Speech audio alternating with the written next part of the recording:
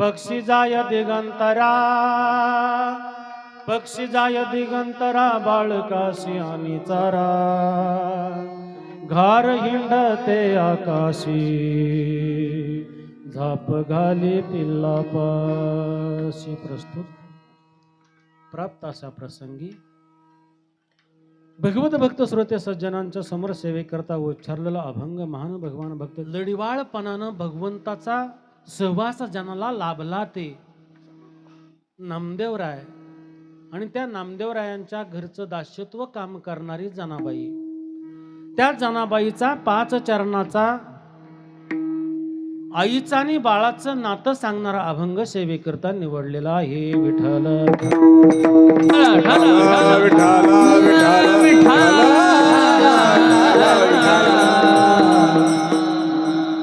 जनाबाई महाराजांचा अभंग सेवेकरता निवडलेला आहे. जनाबाई महाराज या अभंगामधून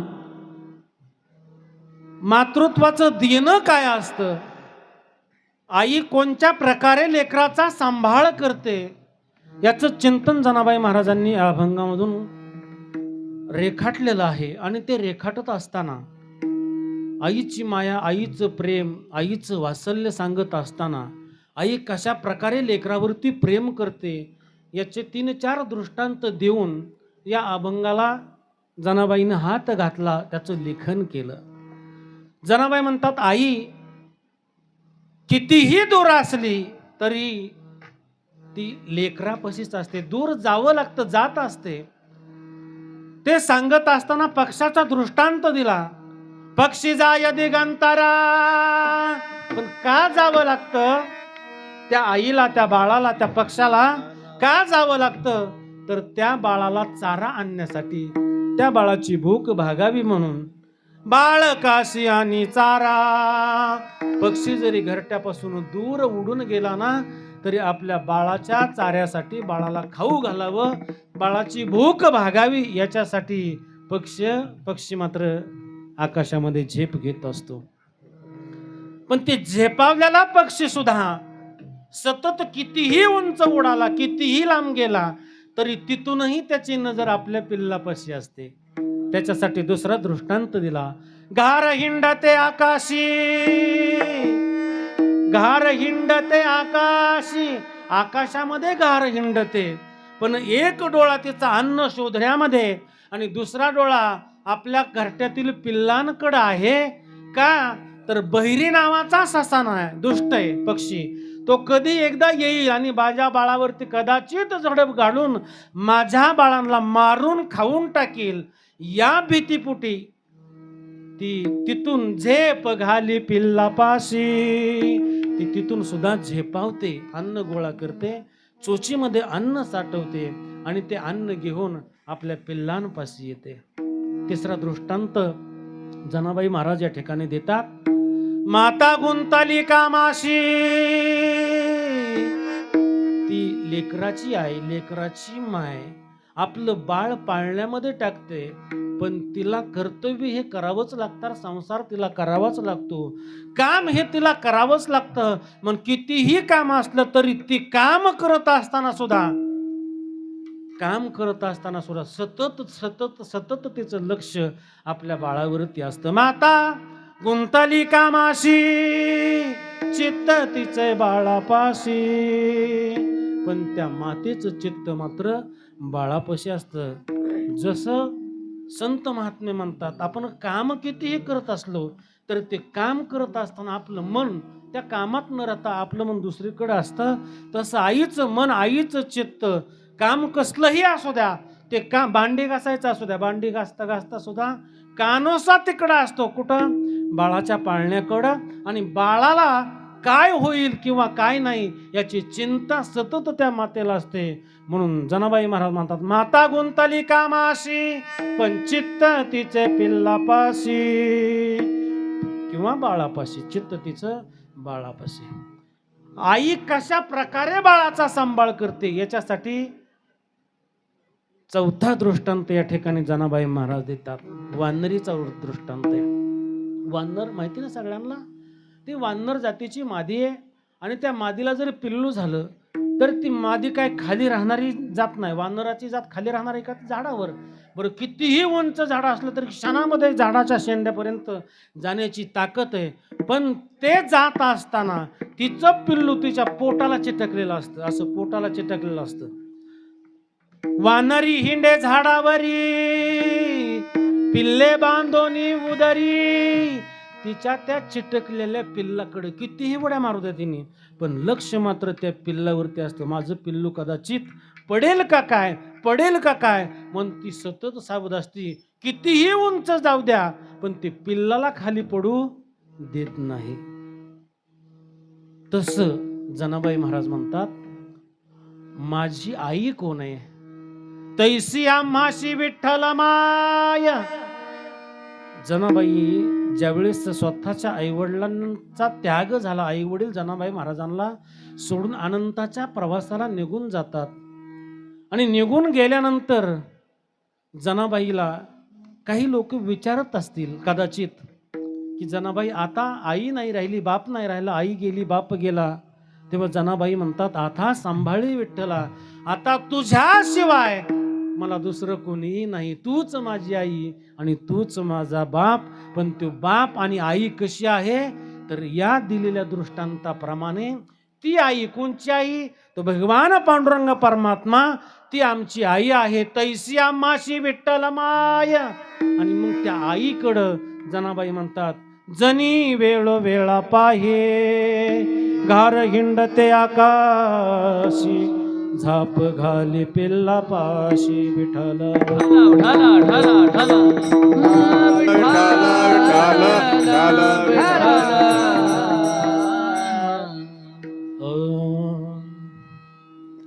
अभंगाचा शब्दशः अर्थ आपणा सर्वांच्या लक्षात आला असेल असं समजून अभंगावरती चिंतन मांडण्यापूर्वी अल्पसा परिहार देणं गरजेचं आहे. तो असा, आजची जी कीर्तन रूपी सेवा आपल्या सर्वांना ज्ञात आहे, आपल्या सर्वांना माहीत आहे. बरोबर 1 वर्षापूर्वी आपणा सर्वांना दुःख सागरामध्ये लुटून या मोरे परिवारातील एक आदर्श माता, मायाळू माता, प्रेमळ माता आपणा सर्वांना सोडून अनंताच्या प्रवासाला खऱ्या अर्थानं निघून गेल्या. त्या कैलासवासी सुमनबाई माणिकराव मोरे, त्यांच्या आज खरं तर पुण्यस्मरणाच्या निमित्तानं म्हणा, आत्ममुक्ती दिनाच्या निमित्तानं म्हणा, साध्या तुमच्या आमच्या भाषेत सांगायचं झालं तर श्राद्धाच्या निमित्तानं म्हणा, आज या ठिकाणी आपण त्यांच्या परिवाराकडून आणि आपणा सर्वांकडून त्यांना शेवटची पुष्पांजली म्हणा, आदरांजली म्हणा, वाहण्यासाठी आपण सर्वजण या ठिकाणी आज या ठिकाणी उपस्थित आहेत. मानवी देहाचे कर्तव्य, मानवाच्या देहातनं जीव आत्मा निघून गेला म्हणजे संपतात असं नाही. पाठीमागेही काही क्रिया शिल्लक राहतात, काही कार्य शिल्लक राहतात. ते कार्य त्यांच्या पिढीनं, पुढच्या पिढीनं त्यांच्या मुलांनी करायचे असतात. आणि मग त्यांच्या पाठीमागचा जो परिवार आहे, त्यांचे पती माणिकराव मोरे, त्यांचा मुलगा विकास मोरे आणि एक मुलगी संगीताबाई मारुती लिंबाळकर, खरं तर या सगळ्यांना आई सोडून जाते. आई गेल्यानंतरच काय दुःख असतं, ज्याची आई गेली त्याला विचारा. विठ्ठल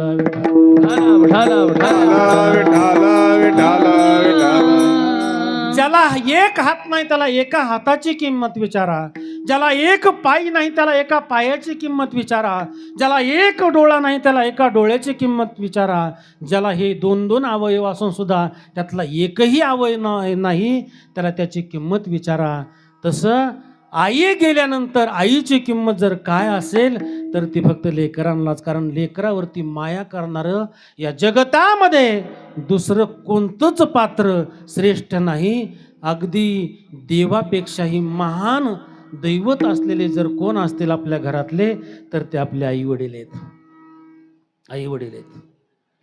वडीलही तितकेच महत्त्वाचे आहेत आणि आईही तितकेच महत्त्वाची आहे. जीवनामध्ये आई आणि वडील यांचं मोठं स्थान आहे.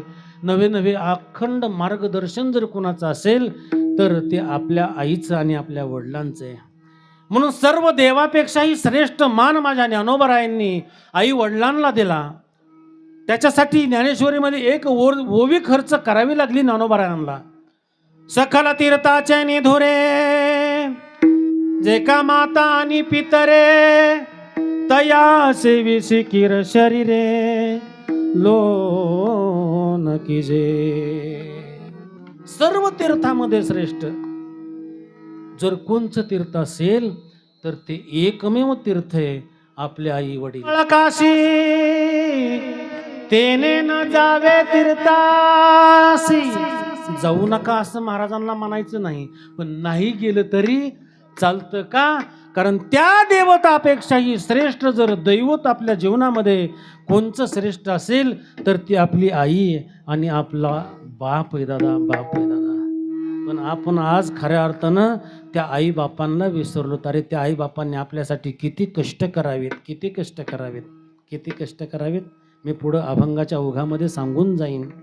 कारण आई बापासारखं कष्ट इतकं कुणीच करत नाही, इतकं कष्ट कुणीच करत नाही, नाही करत. जेवढे आई वडील बाळावरती प्रेम करतात ना, तेवढे मुलं आई वडिलावरती प्रेम करतीलच, याची शाश्वती देता येत नाही, नाही देता येत. कृतज्ञ आहेत आपण, कृतज्ञ आहे की नाही. कृतज्ञ वेगळा आणि कृतज्ञ वेगळा. उपकाराची जाणीव ठेवून परत उपकार करतो त्याला कृतज्ञ म्हणावं. आणि उपकाराची जाणीवच नाही ठेवीत, परोपकार करतच नाही, पण आपल्यावरती ज्यांचे उपकार आहे त्यांच्यावर सुद्धा तो उपकार करत नाही, याला कृतज्ञ म्हणतात. तसे आई वडिलांचे आपल्यावरती अनंत उपकार आहेत, अनंत उपकार आहेत. त्यांचे उपकार किती सांगावेत. आणि अशी कृतज्ञ मुलं जन्माला येतात आणि आई वडिलांना विसरतात. नवे नवे श्राद्धाधिक कर्मसुद्धा करायची या ठिकाणी टाळतात माणसं आई वडिलांच्या प्रत्यर्थ. अरे पण ज्या आई वडिलांनी आपल्याला इतकं इतकं प्रेम दिलंय, इतकं रात्रंदिवस तळहाताचा पाळणा करावा, नेत्राचे दिवे करावे, रक्ताचं पाणी करावं. अजून खाली येऊन सांगतो महाराज, ऐका.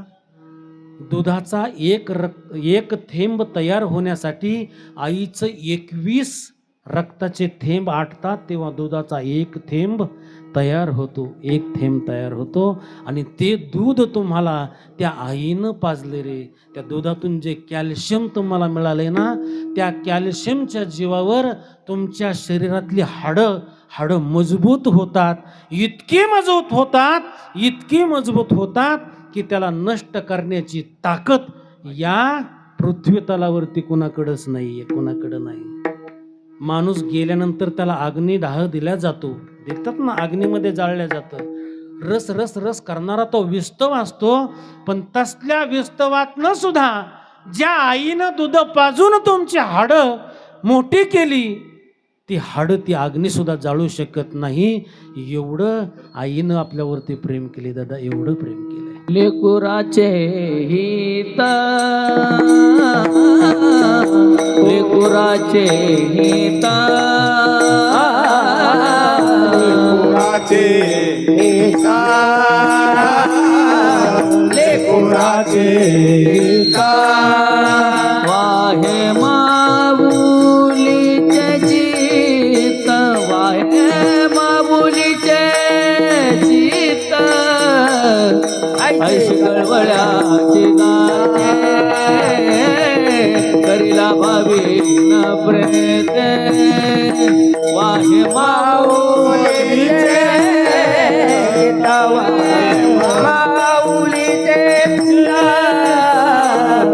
ऐशी गळवळ्याची दाते, करीला भावी न प्रेते.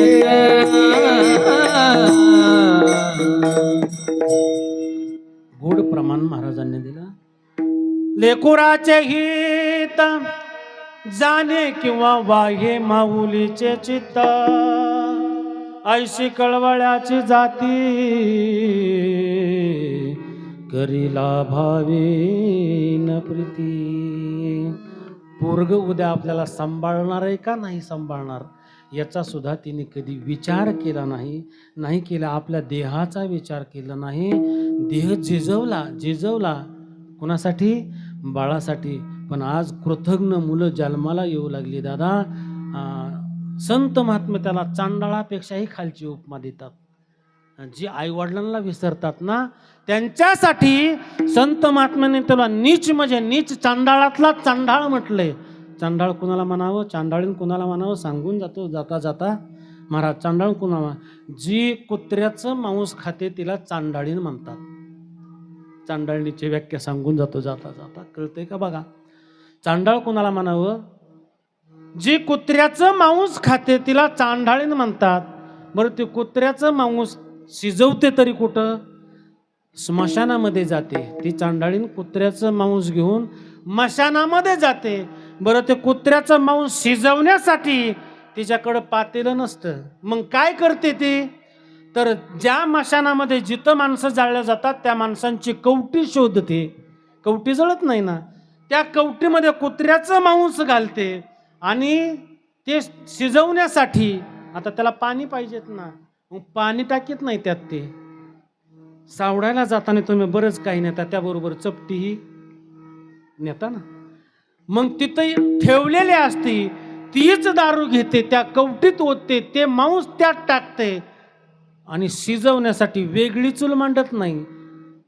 जळत्या चित्तेतला विस्तव काढते आणि त्या विस्तवावरती ते मांस शिजवते. आणि ते मांस शिजत असताना सुद्धा त्याच्यावरती झाकण म्हणून स्वतःच्या पायातली चप्पल ठेवते. मी चांडाळणीची व्याख्या सांगून जातोय. चांडाळीन कुणाला म्हणावं, चांडाळणीची व्याख्या सांगून जात आहे. ते तसलं मांस शिजत असताना त्याच्यावरती चप्पल ठेवते. एक साधू महाराज तिथून जात असताना साधूने तिची ती कृती पाहिली आणि तिला विचारलं, ए बाई, अगं कोण तू? ती म्हणली, मला चांडाळीन म्हणतात. करतेस काय? काय नाही, माझा नित्य नेम चालू आहे. काय? कुत्र्याचं मांस शिजवावं. अगं पण शिजवते कशात? म्हणले कवटीमध्ये. त्याला पाणी? म्हणले पाण्याची काही गरज नाही, दारू शिल्लक आहे, ती दारू ओतून त्यामध्ये शिजवलं. बघा किती घाण अवस्था आहे. दारूमध्ये कुत्र्याचं मांस. अगं पण शिजवलं. म्हणले हार त्याच्यासाठी चूल. त्याला काय म्हणले, हो का जळतोय ना प्रेत्यास.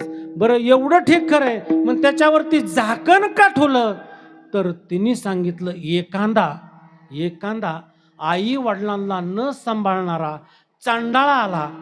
बघा, चांडाळा आला आणि त्यांनी जर माझ्या ह्या स्वयंपाकाकडं पाहिलं तर त्याची दृष्ट त्या स्वयंपाकाला लागू नये म्हणून त्याच्यावरती झाकण ठेवलंय. विठ्ठला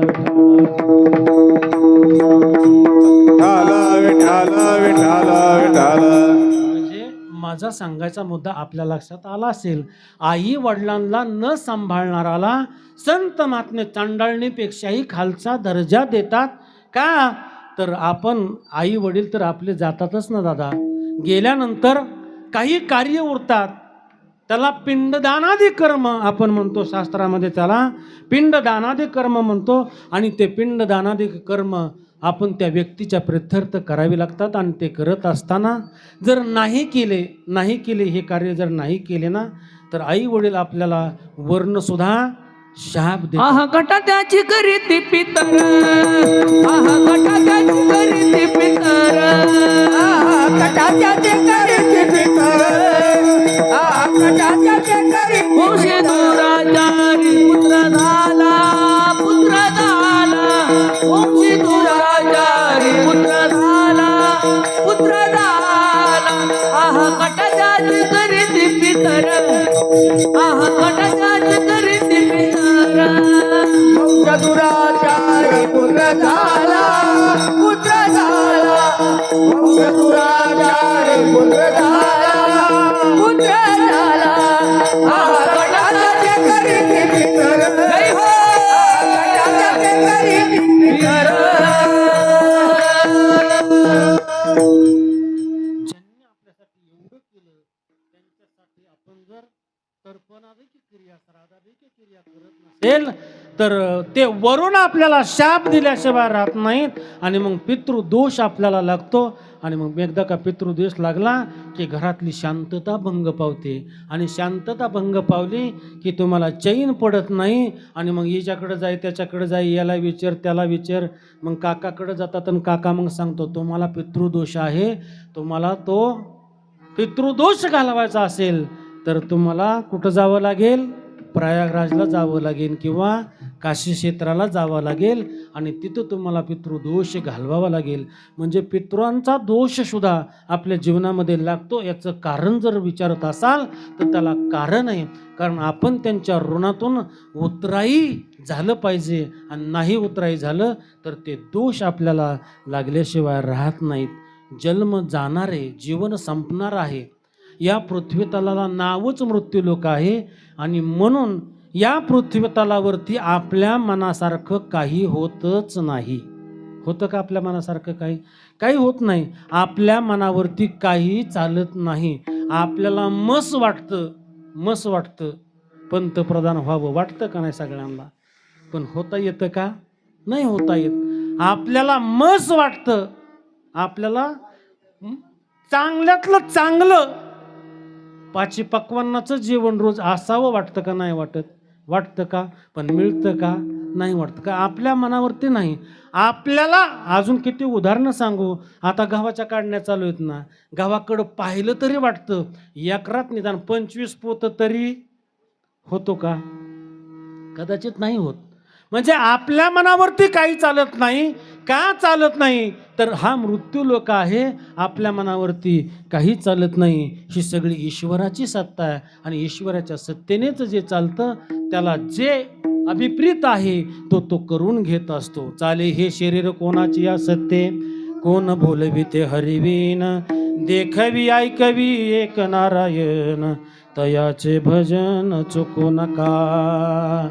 आपल्याला भरपूर वाटतं जगावं, भरपूर जगावं वाटतं, अगदी 100 सुद्धा पार करावी वाटते, पण जगता येतं का? नाही. कारण याचं नाव मृत्यूलोक आहे.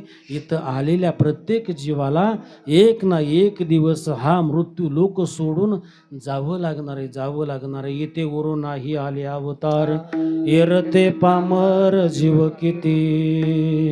आणि याच न्यायाप्रमाणे आज तुमच्या आमच्यातून एक थोर व्यक्तिमत्व, अगदी मायाळू व्यक्तिमत्व, कडक स्वभावाचा पती असून सुद्धा जिनं संसार सांभाळला, अगदी या कानाची त्या कानाला कधी गारानं केलं नाही, सतत जीवनामध्ये दुःख भोगून सुद्धा अगदी इतकी माया करावी, इतकं प्रेम करावं आणि इतकं शांत राहून आपला शेवटचा निरोप त्यांनी घ्यावा.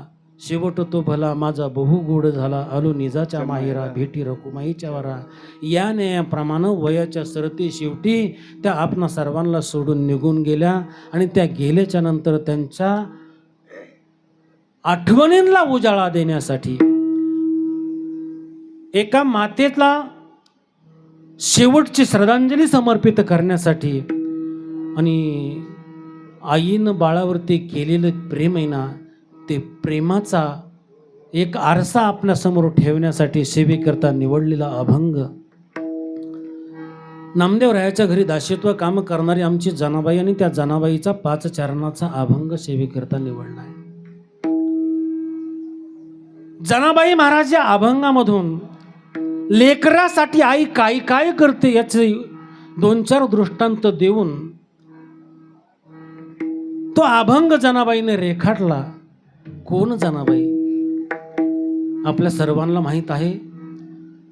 संत मांदियाळीमध्ये महत्वाच्या ज्या स्त्री संत होऊन गेल्या, त्यामध्ये संत मुक्ताबाई असतील, संत जनाबाई असतील, या 2 श्रेष्ठ महिला संत आहेत. आणि त्या जनाबाईचा अभंग सेवेकरता निवडलाय. जनाबाई भगवंताच्या सानिध्यामध्ये ज्यावेळेस तिच्या आई बापानं तिला दामा शेट्टीच्या हवाली केलं, पाठीमागचा इतिहास सांगत नाही सगळा, मी तेवढा वेळ नाही माझ्याकडं. भगवंताच्या संकेतानुसार आई वडिलांनी जनाबाईला दामा शेट्टीच्या हवाली करावं. का करावं? आई बापाबरोबर आलेली जनाबाई भगवंताचं दर्शन घेते आणि दर्शन घेतल्यानंतर भगवंत तिच्या अंतरामध्ये एवढा ठसावला जातो की जनाबाईने त्या भगवान परमात्म्याला हृदयाचा पिंजरा करावा आणि त्या हृदयाच्या पिंजऱ्यामध्ये त्या भगवान परमात्म्याला कोंडून ठेवावं. हृदय बंदी खाना केला आत विठ्ठल कोंडीला, शब्द केली जडाजुडी विठ्ठल पायी घातली बिडी. जनाबाईनं हृदयाचा पिंजरा खोलावा आणि त्या पिंजऱ्यामध्ये भगवान परमात्म्याला बंद करावं. भगवान परमात्मा निघून जाईल म्हणून त्याच्या पायामध्ये प्रेमाची बेडी अडकवावी. जनाबाईनं अडकवावी. दर्शन झालं जनाबाईचं. माघारी फिरल्या. एकादशी संपली. द्वादशीचं पारणं झालं. सगळ्यांनी प्रसाद घेतला आणि सगळ्यांनी आपल्या पिशव्या आवरायला सुरुवात केली. पिशव्या आवरायला सुरुवात केली. जनाला सांगितलं आईनं, जना ए जना उरक आवर, आपल्याला जायचंय. आई कुठं जायचंय? अगं असं काय विचारतेस? कुठं जायचंय म्हणजे? आपल्या घरी जायचंय. आई ए आई, आता मला घरी यायचं नाही. आई ग, आता मला घरी यायचं नाही, मला हेतच राहायचंय. वेळ लागलं का जने? जने वेळ लागलं तुला? वेळ लागलं नाही गाई, पण त्या सावळ्या भगवान पांडुरंग परमात्म्याला पाहिल्यापासून खरं सांगू का, खरंच त्याचं मला वेळ लागलंय. वेळ लागलं. जनाबाईला वेळ लागावं भगवंताचं. आईला वेळ लागतं बाळाचं. भक्ताला वेळ लागतं देवाचं. तसं जनाबाईला देवाचं वेळ लागावं आणि आईला सांगावं, आई जा. बापाने विचारलं, जना चल ना. नाही बाबा, मला यायचं नाही. 6 वर्षाची जना आहे. किती? कोणच्या आई बापाला वाटेल हो लेकीला सोडून जावं? अहो, त्या लेकराला सांभाळत असताना त्या आईची आणि बापाची किती तळमळ असते, घालमेल असते. सर्व जे आईबाप करतात ते फक्त आपल्या मुलासाठी आणि मुलासाठी करतात. त्याच्यासाठी प्रमाण देऊन जाईन मी. आई लेकरासाठीच करते आणि बापही लेकरासाठीच करतो. बाप करी जोडी लेकुराची ओढी, आपली करवंडी वाळवूनी एकाएकी केला मिराशीचा धनी, कडिये वागवूनी भार खांदे. घर बांधतो कोणासाठी? लेकरासाठी. कष्ट करतो कोणासाठी? लेकरासाठी. आई सुद्धा सगळं करते ते लेकरासाठी. आणि एवढं करून असताना अगदी छोटंसं 6 वर्षाचं बाळ इथं बेवारशी सोडून जावं, कसं वाटत असेल त्या आईबापाला. पण भगवंताचा संकेत होता म्हणून करुंडा आणि दमानं जनाबाईला हाताला धरलं आणि दामाशेट्टीकडं न्यावं. दामाशेट्टी म्हणजे नामदेव रायांचे वडील. त्या दामाशेट्टीकडं न्यावं आणि दामाशेट्टीला सांगावं, भगवंताच्या संकेताप्रमाणे आमची ही मुलगी आता तुम्ही पदरात घ्या आणि तिचा सांभाळ करा.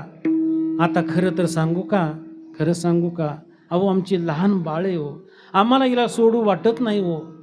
तळहाताचा पाळणा करावा. तळहाताचा पाळणा दोन्ही डोळ्याचा येना, डबितली कस्तुरी ही कसे वागवली मैना. अहो डबीत जशी कस्तुरी साठवून ठेवावी ना, तशी आमच्या लेखीला आम्ही वाढवलंय. पण आता ती घरी यायचंच नाही म्हणते. मग एक काम करा ना, आता तुम्हीच तिची आई आणि तुम्हीच तिचे बाप, हिचा करावा सांभाळ. म्हणून आपल्या लेकीचा हात त्या बापानं दामाशेट्टीच्या हातात द्यावा आणि दामाशेट्टीनं घेऊन जनाबाईला आपल्या घरी घेऊन जावं. जना का थांबली होती तिला माहित होतं की आपल्याला रोज भगवंताचं दर्शन होईल, रोज भगवंताबरोबर आपल्याला बोलता येईल, चालता येईल, खेळता येईल आणि रोज भगवंताला पाहता येईल. पण जना ज्या घरी गेली ते घर बारीक नव्हतं, मोठं कुटुंब होतं, 14 माणसाचं कुटुंब. एक अभंग बी आहे त्या बाबतीतला. दामा नामा जाना बाप लगेच. 14 माणसांची यादी दिली. अभंग म्हणायला मला वेळ नाहीये. 14 माणसाचं कुटुंब, 15वी ती दासी जणी. पूर्वीचा काळ आहे, जात्यावरती दळण धरावं, डोक्यावरती सरपान आणावं, किंवा रोज सकाळी उठून शेण काढलं की गवऱ्या थापाव्या, त्याच गवऱ्यावरती स्वयंपाक करावा, अशी पूर्वीची परिस्थिती होती. जनाला वाटलं मला देवाचं दर्शन रोज होईन. रात्री झोपली, सकाळी उठल्याने देवळाकडं निघावं की गोनाईनं हाक मारावी, जने कुठं निघालीस, कुठं निघालीस. जनानं सांगावं, ज्याच्यासाठी मी इथं राहिले ना त्याच्याकडे जाण्यासाठी निघाले. अगं 14 माणसाचं कुटुंब आपलं, 14 माणसाचं कुटुंब, त्यात तुझी भर पडली. रोज आपल्याला नित्य नियमानं स्वयंपाक करून या कुटुंबाचा सांभाळ करावा लागतो, आणि ते स्वयंपाक करण्यासाठी जात्यावरती दळण घेऊन दळावं लागतं, पहाटं उठावं लागतं. 4 वाजता उठून पहिली पूर्वी जाती चालू व्हायची, जाती चालू व्हायची. आणि जाती चालू झाली ना की त्या जात्यावरच्या ओव्या कानाला गोड लागायच्या, गोड लागायच्या. आता त्या जात निघून गेलं, ओव्या गेल्या, ती पहाटेची अंगाई गीतही गेली. जात्याच्या मुखी घालिते ग मोत्याचे दाणे, जात्याच्या मुखी घालिते मोत्याचे दाणे.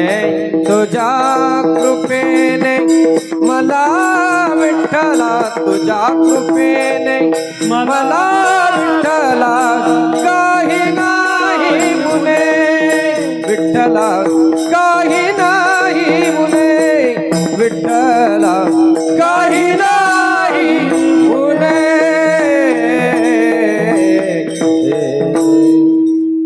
दळण दळलं ना, घ्यायचं म्हटलं ना की मग ते जातं, आणि त्या जात्यावरती बसावं, जात्याच्या मुखामध्ये घास घालावा. जनाबाईनं रोज उठून जात्याच्या मुखी घालते ग मोत्याचे दाणे. तिनं गाणं म्हणावं, आणि ते गाणं म्हणत असताना तिनं आपल्या भगवान परमात्म्याला आळवावं. दुःख सोसून सुद्धा सासर वासनी स्त्रिया, बरं का, दुःख सोसून सुद्धा सासर वासनी स्त्रिया कधी दुःख सांगत नव्हत्या, उलट त्या दुःखाचं सुख करून सांगायच्या.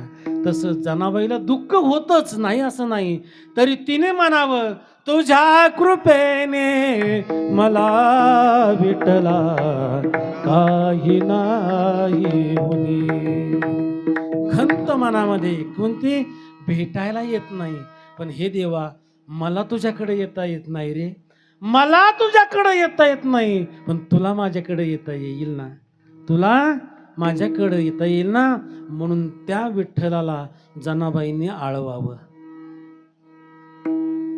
आळवावं ना.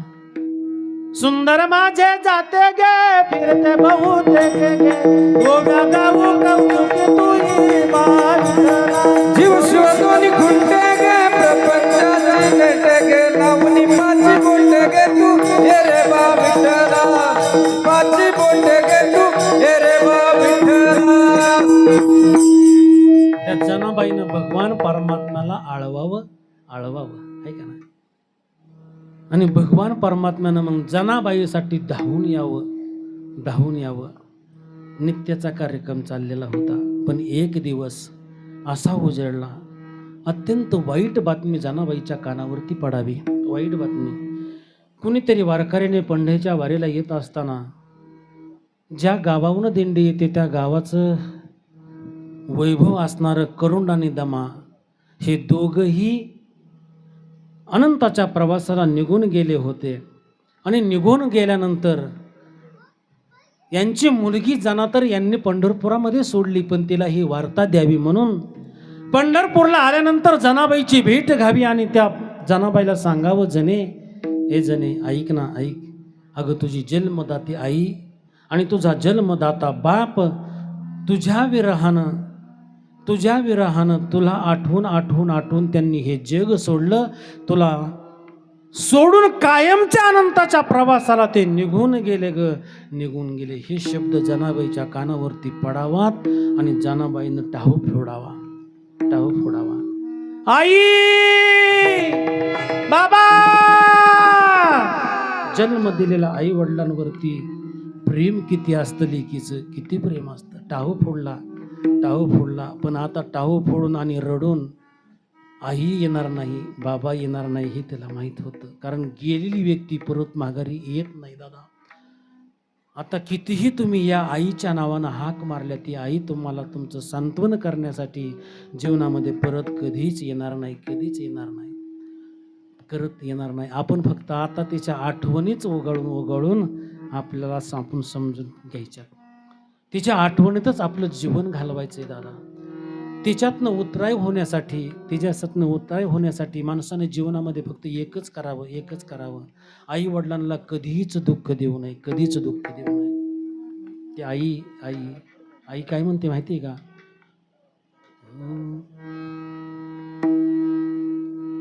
तुझ्यासाठी जीवन वाहिले रे बाळा, तुने नाही पाणी पाजले. शेवटच्या क्षणाला मुलं आई वडिलांना पाणी पाजतीलच याची खरं तर आता खंत वाटू लागली.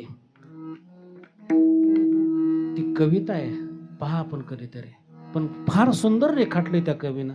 तुझ्यासाठी जीवन जाळले रे बाळा, तुने नाही पाणी पाजले.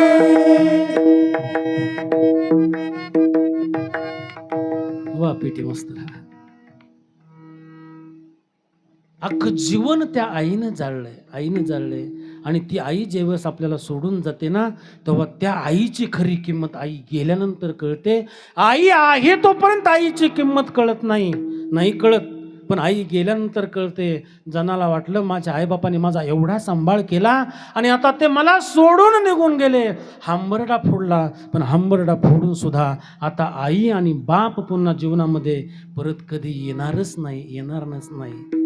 मग मात्र तिचा धीर सुटला, धीर सुटला. तिनं पदर खावला महाराज, पदर खावला आणि घरातून बाहेर पाय टाकला आणि पळतच रावळामध्ये आली. भगवंताकडे आली, भगवंताकडे आली आणि भगवंताच्या समोर उभी राहिली.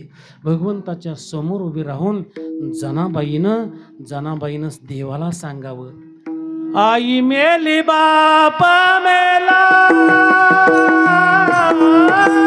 आई मेली बाप मेला, हो आई मेली बाप मेला, आई मेली बाप मेला, आई मेरी बाप मेला,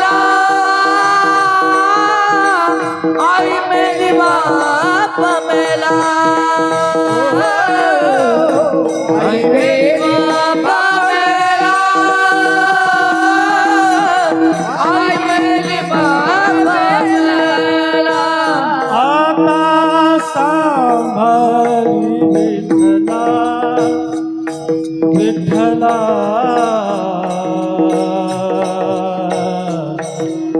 विठ्ठला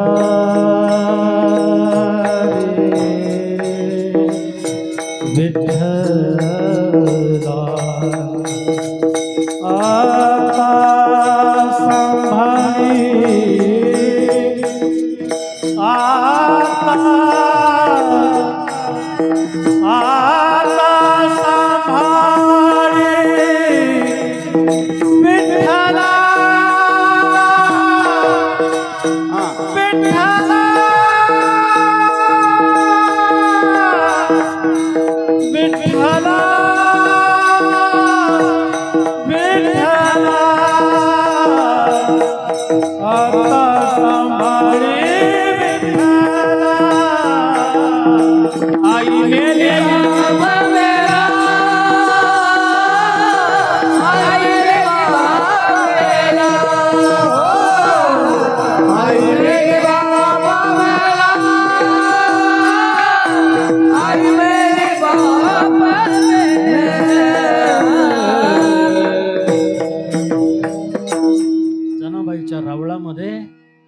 जनाबाईच्या डोळ्याला धारा लागल्यात आणि भगवंताकडे एकटक पाहत तिने भगवंताला म्हणावं, हे भगवंता, आई गेली रे, बापही गेला, आता आता आता तुझ्याशिवाय मला या जगतामध्ये कोणीच उरलं नाही. आता तूच माझी आई आणि तूच माझा बाप आहे. कृष्ण माझी माता, कृष्ण माझा पिता, कृष्ण माझी माता, कृष्ण माझा पिता, कृष्ण माझी माता, कृष्ण माझा पिता, कृष्ण माझी माता, कृष्ण माझा पिता. बहीण बंधू चुलता कृष्ण माझा, बहीण बंधू चुलता कृष्ण माझा, कृष्ण माझा पिता, कृष्ण माझी माता, कृष्ण माझा पिता, कृष्ण माझी माता, कृष्ण माझा पिता, कृष्ण माझी माता, कृष्ण माझा पिता. सुंदर प्रमाण दिलं महाराजांनी, पण मला अपेक्षित दुसरं प्रमाण होतं. विठ्ठल माया बाप चुलता, विठ्ठल माया बाप चुलता, विठ्ठल भगिनी आणि भ्राता, विठ्ठल बहिणी आणि भ्राता, विठ्ठल विनताड नाही होता, विनताड नाही होता, तुका म्हणे आता नाही दुसरे,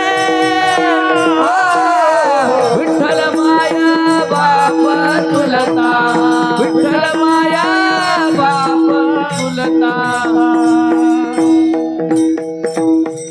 तुम्ही बी महाराज खूप सुंदर प्रमाण दिलं, पण मला जनाबाईचं प्रमाण अपेक्षित होतं. ये ग विठाबाई माझे पंढरीचे आई, ये ग विठाबाई माझे पंढरीचे आई, आता तूच माझी आई, तूच माझा बाप आहे, म्हणून तुलाच आळवणी करते. ये ग विठाबाई माझे पंढरीची आई. देवाला आई म्हणावं, देवाला बाप म्हणावं. जन्मदाते आई वडील कधीतरी आपल्याला दुःख सागरामध्ये लोटून जाणार आहेत, पण खरे आई वडील जर कोणते असतील तरी एक संतांना आई वडील म्हणावं आणि एक देवाला आपले आई वडील मानावं. का? कारण हे दुःखच देत नाहीत, हे सुखच देतात. म्हणून शाश्वत असे जर आई वडील कोणते असतील तर ते आपली आई आणि आपला बाप जर कोण असेल तर भगवंत पांडुरंग परमात्मा. सगळ्या संतांनी तेच अभिप्रीत लिखाण केलं आणि तीच प्रमाण ग्राह्य धरून या ठिकाणी संतांनी देवाला आई म्हणावं, बाप म्हणावं. नवे आत्ता महाराजांनी प्रमाण दिल्याप्रमाणे विठ्ठल माये बाप बंधू चुलता, विठ्ठल भगनी आणि भ्राता, विठ्ठलाविन चाड नाही, म्हणजे सगळी नाती भगवान परमात्म्यापाशी लावावीत ना, पण ती आपुलकीची नाती असावीत, आपुलकीने लावावं. देवाला आपलं मानावं आहे का नाही, तेव्हा देव त्याला आपलंसं केल्याशिवाय राहत नाही. अविनाश करी आपुलिया आईसे लावी मना पिशे गोविंदाचे. पण कधी आपण देवाला आपलं मानावं तेव्हा देव आपल्याला आपलं मानतो. आपण देवाला आपलं मानायलाच तयार नाहीत, मानतो आपण. अरे कितीतरी प्रमाण आहेत नाही का ना, देवाला माझं माझा मी देवा, देव माझा मी देवाचा, देव माझा मी देवाचा, देव माझा मी देवाचा. हित माझे सत्य माझा, हित माझे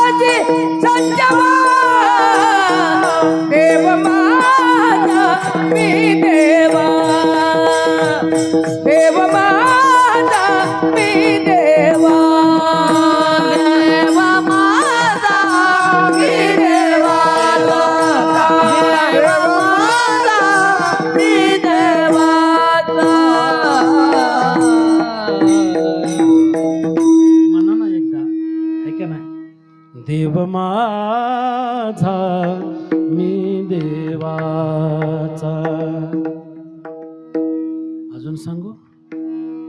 म्हणताय का तुम्ही? म्हणता देव माझा म्हणता का? अरे देवाला तुम्ही जेव्हा माझं म्हणेल ना तेव्हा देव तुम्हाला त्याचा म्हणेल, नाही का? नाही, मला वाटतं एकदा म्हणावाच तुम्ही सुद्धा सगळ्यांनी, विठ्ठल माझा माझा माझा माझा माझा, विठ्ठल माझा मी विठ्ठलाचा. टाळी टाळी. विठ्ठल माझा माझा माझा माझा माझा, मी विठ्ठलाचा. विठ्ठल माझा माझा माझा माझा माझा, विठ्ठल माझा मी विठ्ठलाचा.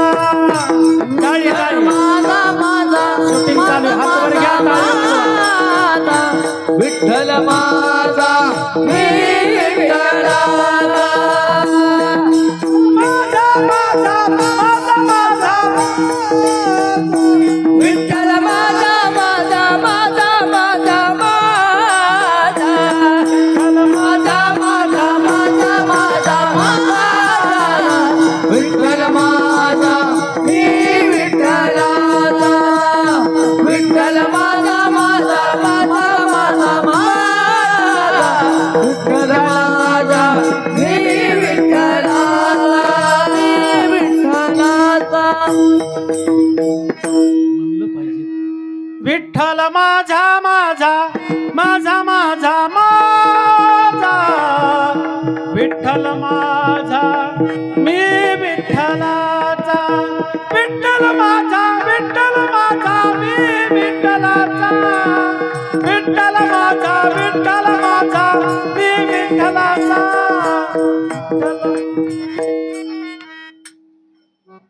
आपण त्याला माझं म्हटलं आहे का नाही?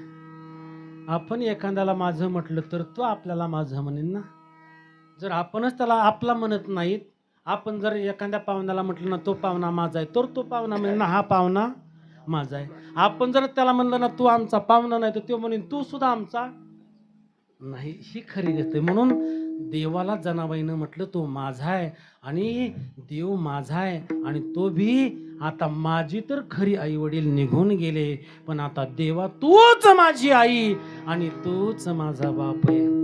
त्यावेळी जनाबाईचं सांत्वन करण्यासाठी संत मंडळी त्या ठिकाणी उपस्थित होई. संत मंडळीने जनाबाईच्या खांद्यावरती हात ठेवला.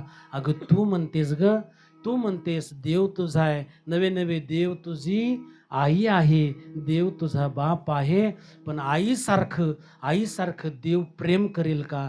आईसारखी देव सेवा तुझी करेल का? त्यावेळेस जनाबाई अभंगाच्या शेवटी म्हणतात, तैसी विठ्ठला विठ्ठल माय ऐसे आमा विठ्ठल माया, ऐसे आमा विठ्ठल माया.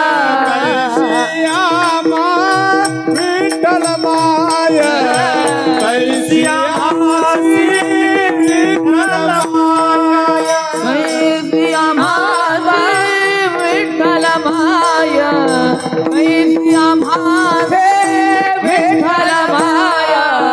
राणी वेळा पाहे राणी वेळा पाहे गारही ते आकाशी गारही ते आकाशी गणे वेळो वेळा पाया, जले वेळो वेळा पाया. घारही नाटे आमारा, घारही नाटे आमारा. जनाबाईच्या खांद्यावरती हात ठेवावा.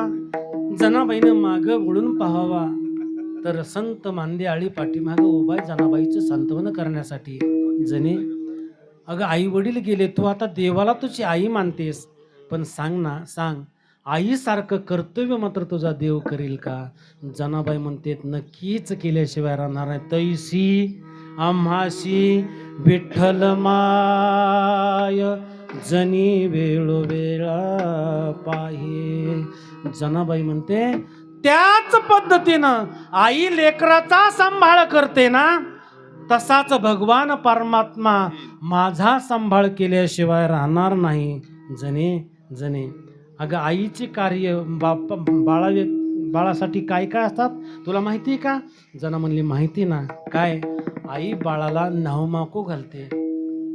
तुझा देव तुला नावमाकू घालील? जनाबाईनी म्हणावं का घालणार नाही.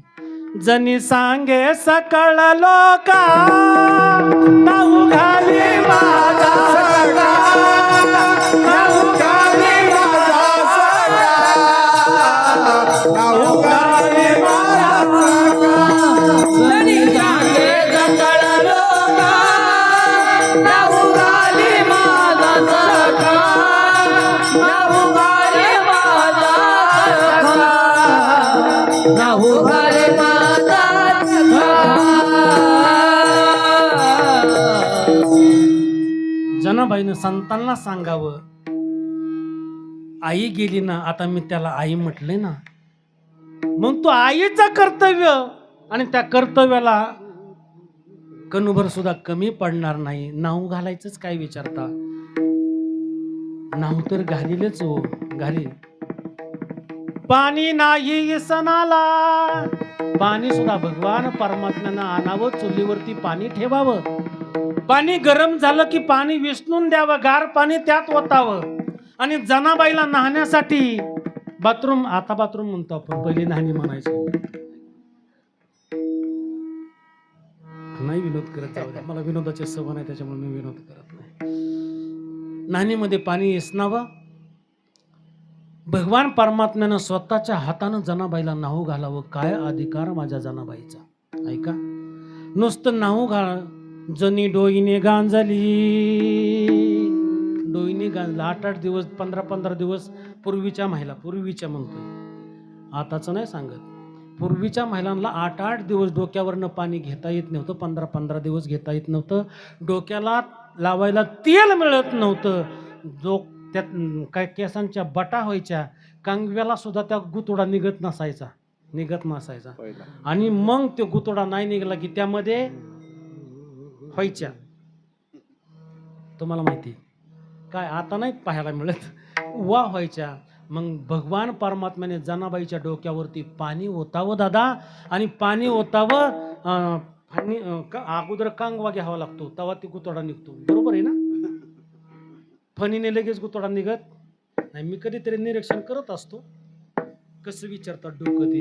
अगोदर मोठ्या दाताचा कांगवा घ्यावा लागतो, आणि मग त्या मोठ्या दाताच्या कांगव्यानं डोक्यावरती पाणी वतावं, आणि तो कांगवा डोक्यावरनं फिरवावा. एका हातामध्ये कांगवा आणि एका हातामध्ये केस जनाबाईचे भगवान परमात्म्याने धरावेत, आणि जनाबाईचं डोकं विचारावं. जरा ते केस सरळ झाले का नाही, मग त्यातल्या त्या दिसायच्या. तुम्हाला माहिती, मी नाव नाही घेत, त्यातल्या ते दिसायच्या. आणि मग भगवान परमात्म्यानं, कारण त्या कांगव्यात येत नसायच्या, मग फणी होती पहिली. फणी कळती का? आता नाही दिसत.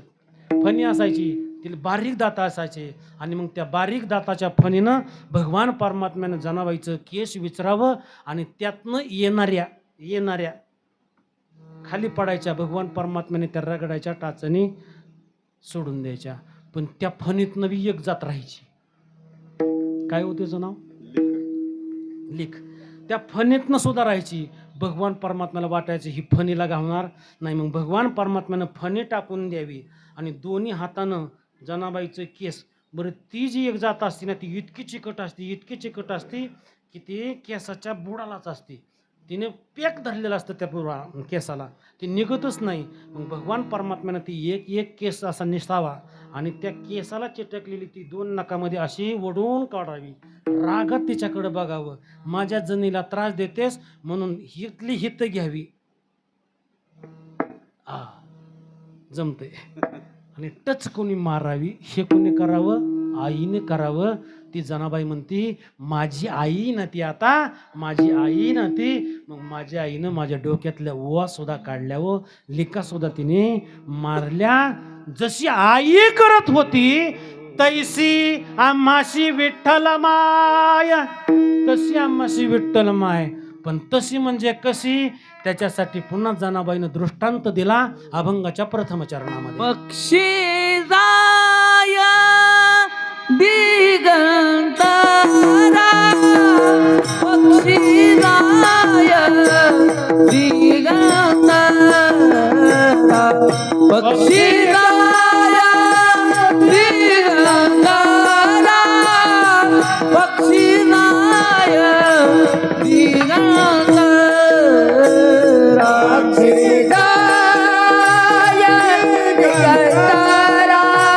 पक्षी जाय दिगंतरा, पक्षी जाय दिगंतरा, पक्षी जाय दिगंतरा,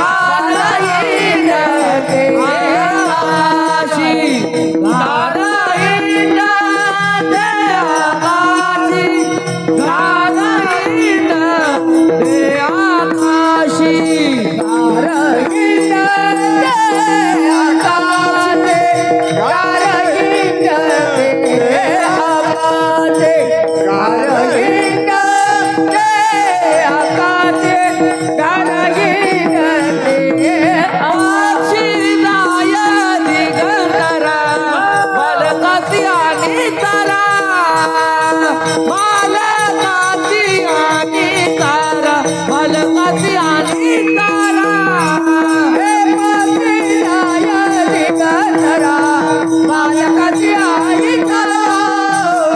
बालकासी आणि तारा, बालकासी आणि तारा, माई लेकराचं नातं सांगण्यासाठी जनाबाईनं पक्ष्यांचा दृष्टांत द्यावा दादा, पक्ष्यांचा दृष्टांत द्यावा. पक्षी जाय दिगंतरा, तो पक्षी, पक्षाचं काय आणि आपलं काय सारखं आहे. माता कुठलीही असो, पक्षाची असो, पशुची असो, माणसाची असो, कुठल्याही योनीमधली माता असली तरी तेवढीच तितक्याच जिव्हाळ्यानं मुलावरती प्रेम करते. तिचं नाव माता आहे दादा, माता आहे. मुलासाठी काय करत नाही. पक्ष्यांचा दृष्टांत दिला. मी साधा एक दृष्टांत देऊन तुमच्या पुढं ठेवतोय. पक्षी पक्षी पक्षी जीवन जगत असताना आपल्या लेकरांची सुखसोयी व्हावी, लेकरांना आनंदाचे दिवस भोगायला मिळावेत, नवे नवे लेकरांचं संरक्षण व्हावं म्हणून प्रत्येक आईबाप लेकरासाठी झटत असतात. तसाच एक पक्षी तुम्ही पाहिला असेल. त्या पक्षाचं नाव तुम्हाला सांगून जाईल. ती चिमणी बघा, चिमणी पक्षी ना, ती चिमणी पक्षी तिनं आपल्या पिल्लांच्या संरक्षणासाठी सुंदर असं घर बनवावं ना. तिला 5 बोट नाहीत, 2 हात नाहीत, 2 पाय नाहीत, पाहिजे तेवढी मानवा इतकी अक्कल सुद्धा पशु पक्ष्यांना नाही. पशु काय पाप पुण्य जाणते, तेवढी अक्कल नाही. तरी पण माणसापेक्षाही सुंदर घरटं तिने बांधावं आणि ते घरटं माणसांनी शोकेशमध्ये आपल्या ठेवावं. चांगलीच वस्तू माणसं कपाटात ठेवतात का बंगार? बैलाचे कासर, दाव, हासूड कपाटात असतो का? नाही, नसतो. मग कपाटात काय असतं? सोन्यासारख्या वस्तू असतात, शोच्या वस्तू असतात. मग त्या शोकेशमध्ये आपण त्या चिवताईचं घरटं किती सुंदर असं तिने बांधलेलं असतं. बहिणाबाई सुंदर वर्णन करतात त्या घरट्याचं. खोप्यामध्ये खोपा सुगरणीचा चांगला,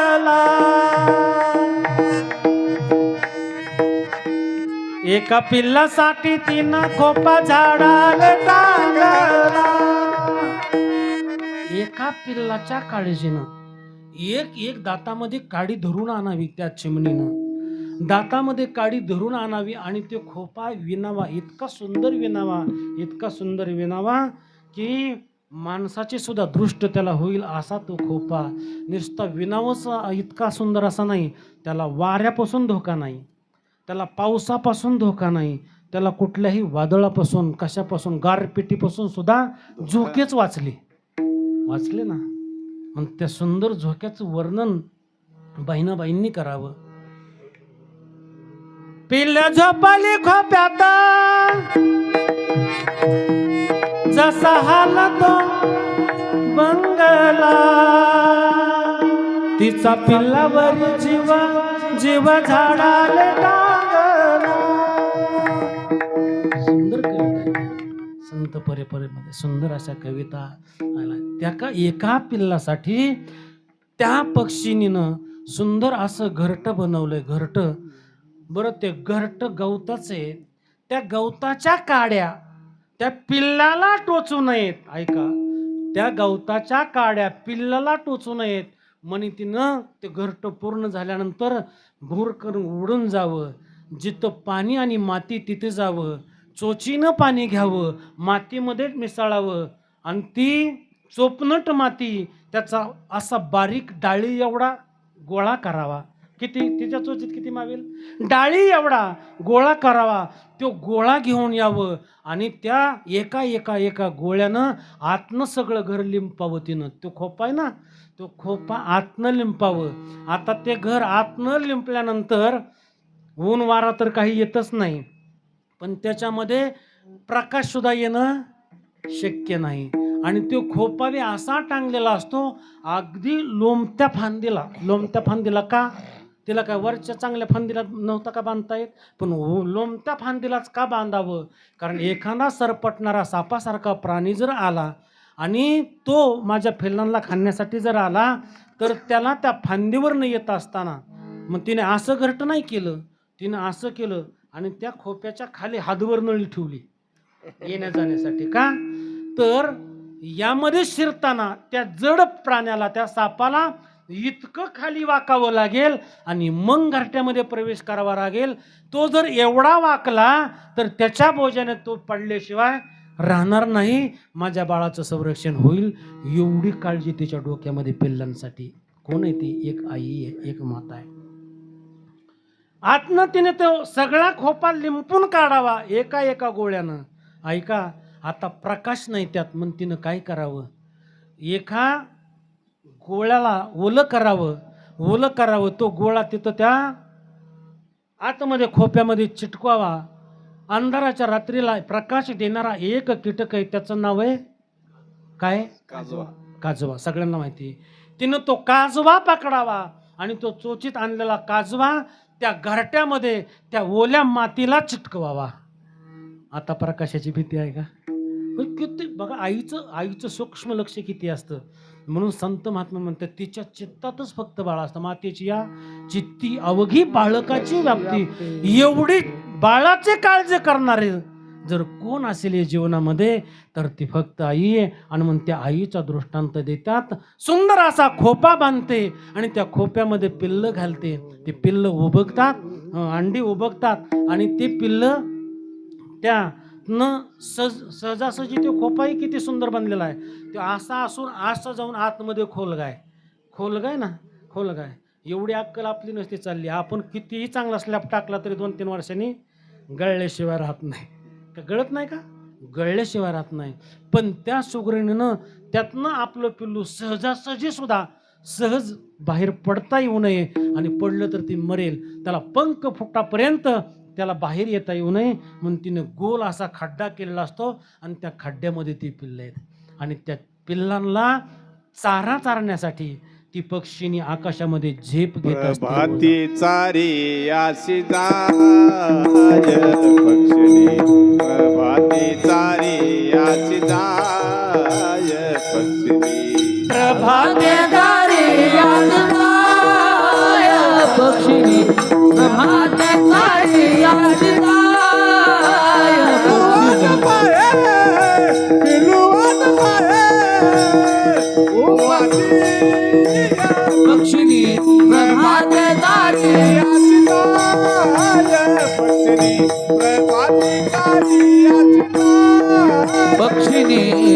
प्रभात तारे आज जाय पक्षी प्रभात तारे आज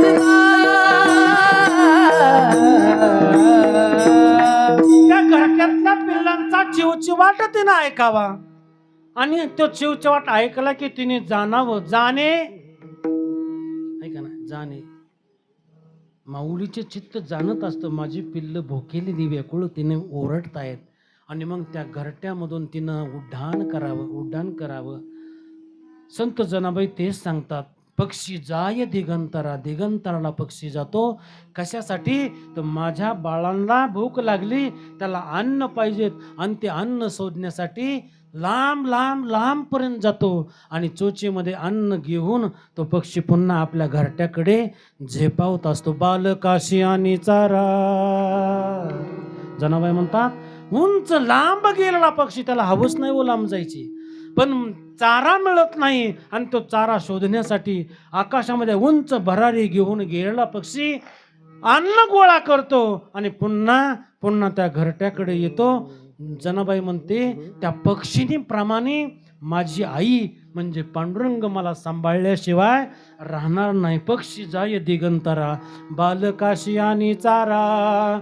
बालकाशी चारा आणतो एवढंच नाही, पण ती पक्षिणी कुठंही दूर गेलेली असली ना तरी तिचा एक डोळा अन्न शोधण्यासाठी, एक डोळा मी मगाशी सांगून गेलो आणि दुसरा डोळा तिच्या घरट्याकडं पिल्लांकडे. याचं एकमेव कारण जर काय असेल तर एका डोळ्यानं ती अन्न शोधते का पिल्लं भुकेने व्याकुळ आहेत आणि दुसऱ्या डोळ्यानं पिल्लांवरती नजर ठेवते. एखादा बहिरी नावाचा ससाना जर आला तर माझ्या पिल्लांचा फडशा पाडल्यावर राहणार नाही आणि म्हणून तीही काळजी, त्यांच्या रक्षणाची काळजी आणि त्यांच्या पोटाचीही काळजी करणारी त्या पात्राचं नाव फक्त आई. दादा, त्या पात्राचं नाव फक्त आई आहे. आईच करू शकते एवढं, आईच करू शकते. दुसरा दृष्टांत जनाबाईंनी दिला, ती घार आकाशात हिंडते पण तिला जर वाटलं ना अचानक माझ्या पिल्लांना कोणीतरी नेण्यासाठी आले तर ते सर्वस्व सोडते आणि इतकी वेगानं झेपावते, विमानाचा वेग सुद्धा कमी पडेल एवढा वेग त्या पक्षीने असतो. अभंगाचं दुसरं चरण. गार हिंडते आकाशे गार हिंडते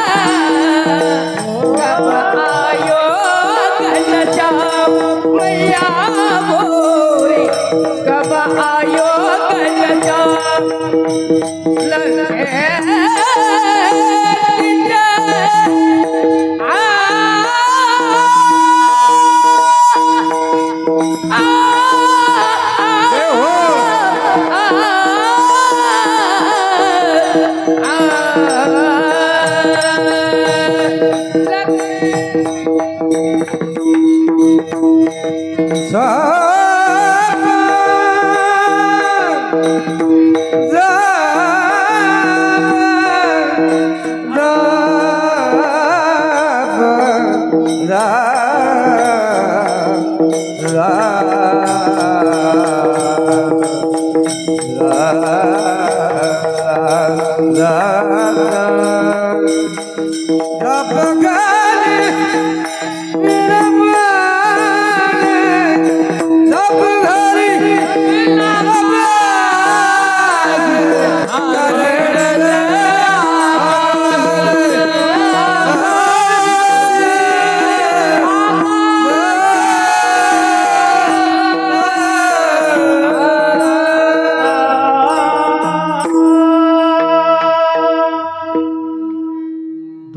दृष्टांत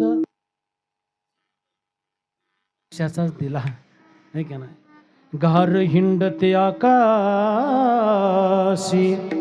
आकाशामध्ये हिंडणारी गार जरी असेल ना तरी झाप घेही पिल्लापाशी. फक्त आईच एवढं करू शकते, दुसरं कोणी करत नाही. आई मायेचा सागर, आई प्रेमाची घागर आहे. आईशिवाय दुसरं कोणीच करणार नाही. आई एवढं कष्ट जीवनामध्ये आपण करणार नाहीत. आईनं किती करावं, आईनं किती करावं मी सांगून जाईन दादा, सांगून जाईन. आपण किती वेळा आईच्या मांडीवरती झोपलो आठवा एकदा. आपण किती वेळा आईच्या मांडीवरती झोपलो आठवा एकदा. आणि हेही आठवा एकदा. आपली मांडी आपण आईला किती वेळा दिली हेही आठवा एकदा. आठवा. आठवतंय नाही ना. आपण किती वेळा आईच्या मांडीवरती झोपलो, त्या आईच्या मांडीची ऊब आपल्याला लागली.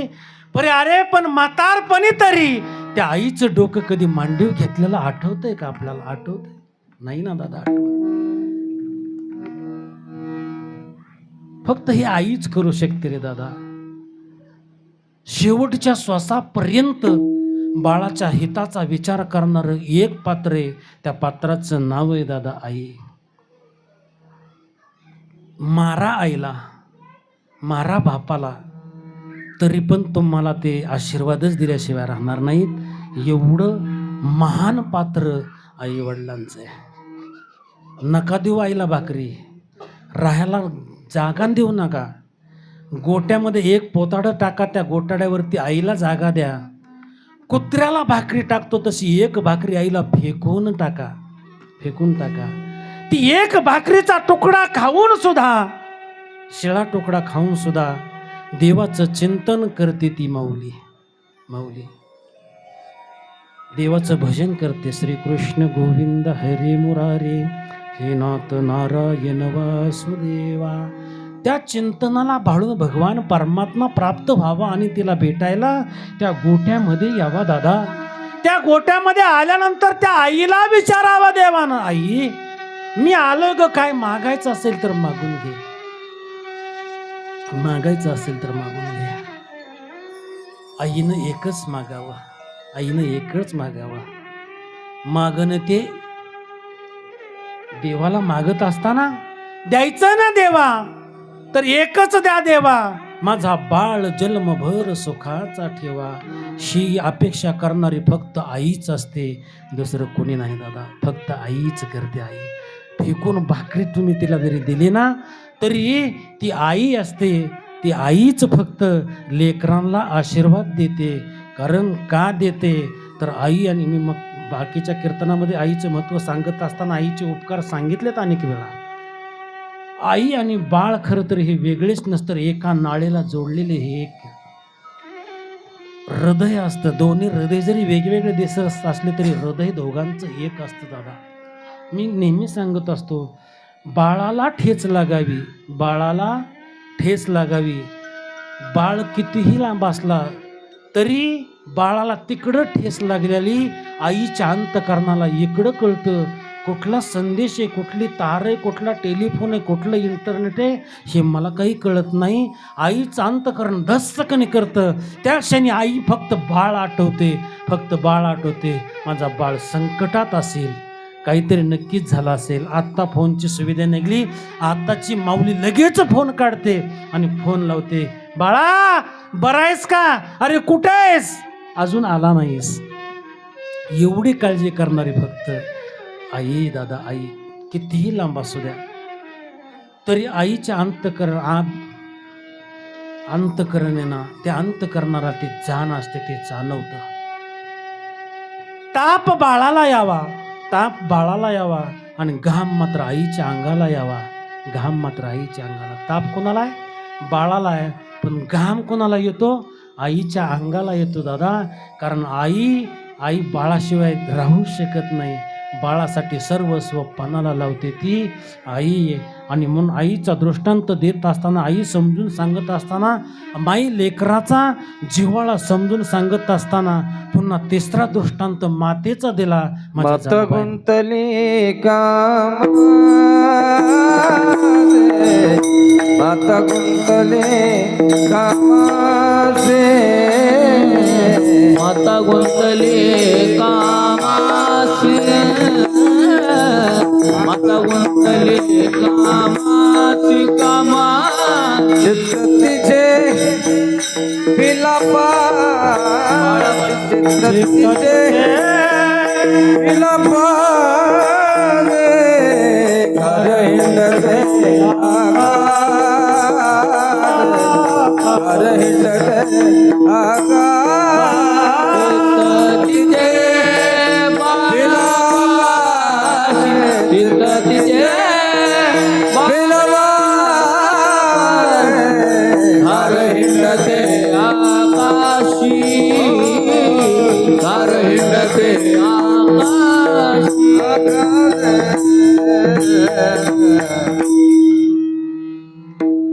इथं मात्र माई लेकराचा दृष्टांत माझ्या जनाबाईने दिला. माता गुंतली कामाशी, आई तानं बाळ आहे, तानं बाळ तिनं पाळण्यामध्ये टाकावं आणि घर कामाला लागावं. काम करतेच ती, नाही असं नाही, पण चित्त मात्र तिचं त्या बाळावरती असतं. बाळ माझा उठला असेल का, माझ्या बाळाला भूक लागली असेल का, माझ्या बाळानं कपडे ओली केली असतील का, अशी सगळी जाणते ती आई. काम तर करत असतेच ना. जसं भक्त क्रिया तर त्यांच्या संसारातल्या चालू असतात दादा, पण चित्त मात्र देवाजवळ असतं.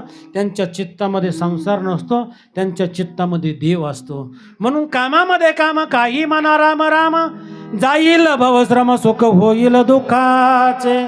काम करत असताना सुद्धा संत महात्मे त्या देवाचा आठव करतात. तसं कितीही कष्ट, कितीही काम आईच्या हातातून होतं. घरामध्ये संसारामध्ये कमी कामं नसतात आणि तेवढी कामं करत असताना सुद्धा तिच्या चित्तामध्ये फक्त आपलं बाळ म्हणजे बाळ असतं. माता गुंतली कामाशी, चित्त तिचे पिल्लापाशी.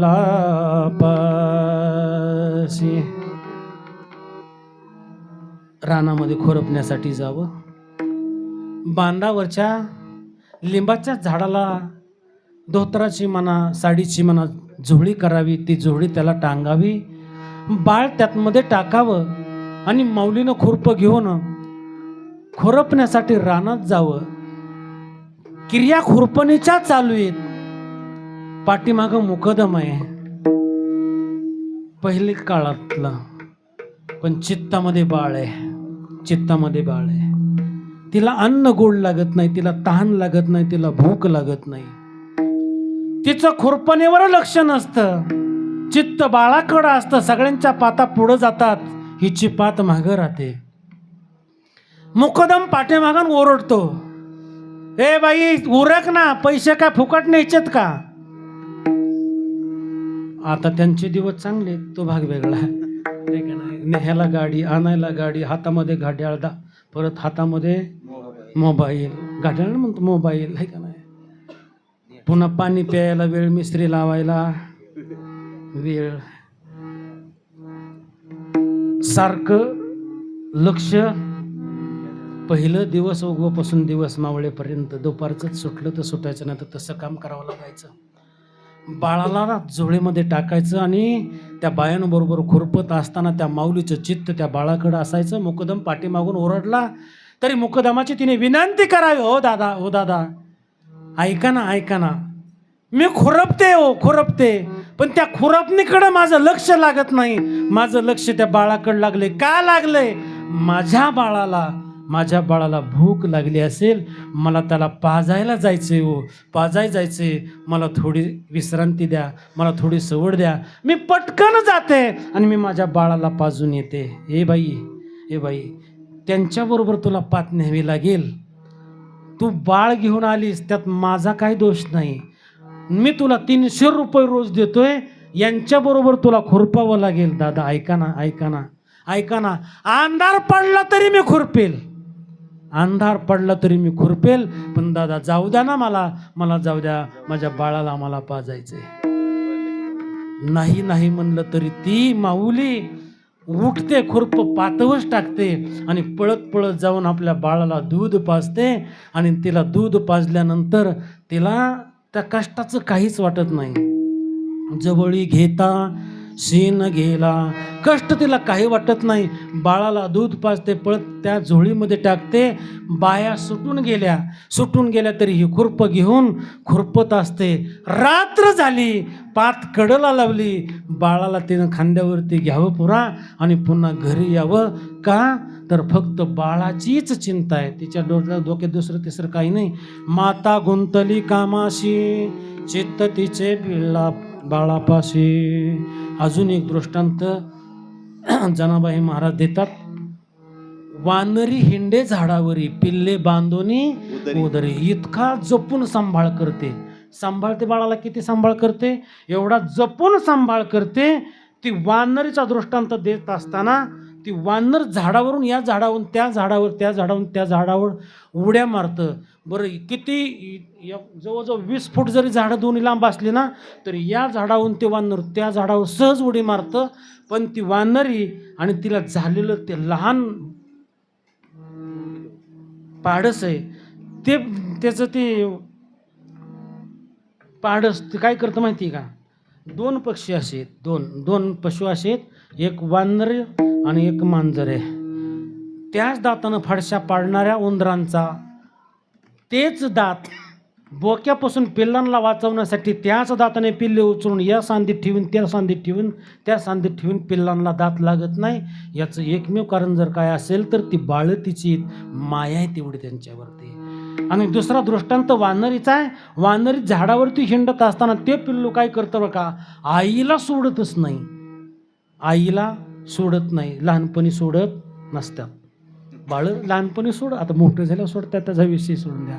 ते पिल्लू आईला खालनं पोटाला चिटकतं आणि ती वानरी एकूण तिकडं उड्या मारते. पण ते उड्या मारत असताना तिचं लक्ष त्या बाळावरती असतं. माझ्या पोटाला चिटकलेलं बाळ कदाचित खाली पडलं तर त्याचा घात होईल, म्हणून ती उड्या जरी मारत असले ना, बाळाचा थोडा जरी हात तिला जाणवलं ढिला झालेला तरी ती दोघे हात मोकळे सोडलेले असे लगेच पोटाला धरते आणि त्या बाळाचा प्राण वाचवते. हे फक्त आईच करू शकते. म्हणून वानरी हिंडे झाडावरी, पिल्ले बांधोनी उदरी. जनाबाई महाराज म्हणतात त्याप्रमाणे जसे आता मी दृष्टांत दिले ना, पक्ष्यांचा दिला, मातेचा दिला, वानरांचा दिला, त्याप्रमाणे माझी खरी आई वडील जरी मला सोडून आनंदाच्या प्रवासाला निघून गेले असले ना, तरी आता मी आता भगवंताला माझं आई म्हटले. माझी आता ती आई आहे. जसं यांनी त्यांच्या बाळांचा सांभाळ केला तसं याही बाळाचा ती माऊली सांभाळ केल्याशिवाय राहणार नाही. तैसी आम्हा विठ्ठल माय, जनी वेळो वेळा पाय विठोबा रखुमाई.